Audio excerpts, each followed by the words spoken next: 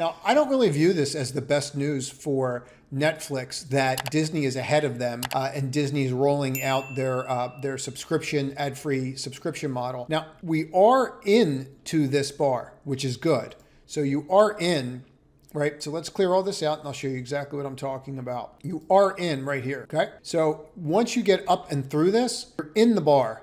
Right? So there's no resistance really in this bar here. I'll show you what I mean by looking at volume by price. Let's click off of these. So what you're going to see is once you're in that bar, right? This all goes away. See how it all dries up? Once you're through that bar, there's nothing here. So really the level that you want to watch is you just want to wait until you get above that. Now that level is going to be 248.70. Now, if you push on Disney tomorrow, that's going to be really interesting because it really should be viewing it as a competitor. So it shouldn't do that. If it does, you're definitely going to want to pay attention to it. So stay to the end because we're going to go through the indexes in pretty good detail on what's going on out there. So if you like this clip, click on the left to watch another one, or if you want to see the entire video, click on the right.